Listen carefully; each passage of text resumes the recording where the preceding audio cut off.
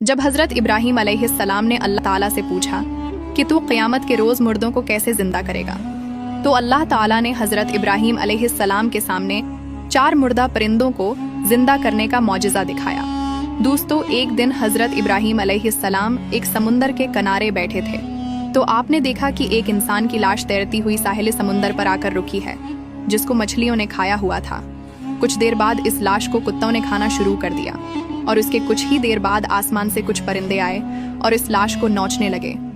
हजरत इब्राहीम अलैहिस्सलाम ये सारा मंजर देखकर बड़े हैरान हुए और सोचने लगे कि इस लाश को 3 अलग अलग मखलूकात ने खाया है और वो लाश खाने के बाद अलग अलग जगहों पर चले गए हैं। अब ये लाश क़यामत वाले दिन दोबारा एक ही जगह से कैसे जिंदा होगी?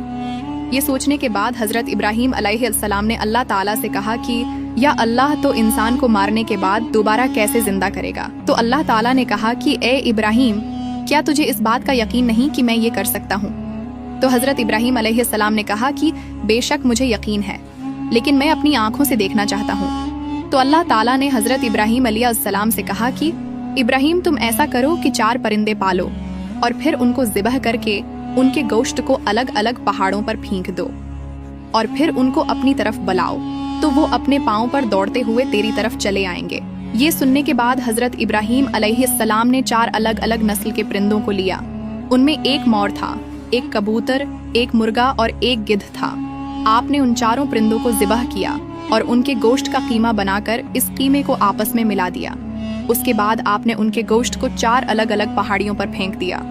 इसके बाद आपने अल्लाह ताला के हुक्म से उनको बारी बारी आवाज दी, तो इन 4 पहाड़ियों से उनका गोश्त हवा में उड़ना शुरू हो गया और जिस परिंदे का गोश्त जहाँ था वो वहाँ से उठता गया और आपस में मिलता गया, यहाँ तक कि इन 4 परिंदों का जिस्म आपस में जुड़कर मुकम्मल तैयार हो गया और वो परिंदे जिंदा हो गए।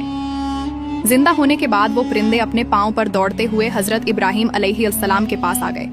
ये सब देखकर हजरत इब्राहीम अलैहिस्सलाम सजदे में गिर गए और अल्लाह ताला से कहा कि बेशक तू हर चीज पर कादिर है। कुरान के इस वाक़ये की तफसीर में उलमा लिखते हैं कि इन 4 परिंदों को लेकर ज़िबह करने का मकसद ये था कि इन 4 परिंदों में एक एक बुरी आदत है।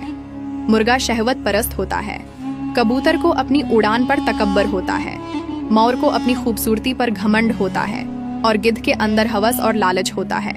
इंसान के अंदर भी यह 4 आदतें पाई जाती हैं। अगर इंसान आज भी अपने अंदर इन 4 आदतों को ज़िबह करके ख़त्म कर दे, तो जिस तरह अल्लाह ताला ने इन परिंदों को दोबारा जिंदा किया, तो वो इसी तरह इंसान के मुर्दा दिल को भी जिंदा कर देगा। अल्लाह ताला से दुआ है कि अल्लाह ताला हमें नेक सिफात वाला बनाए। आमीन।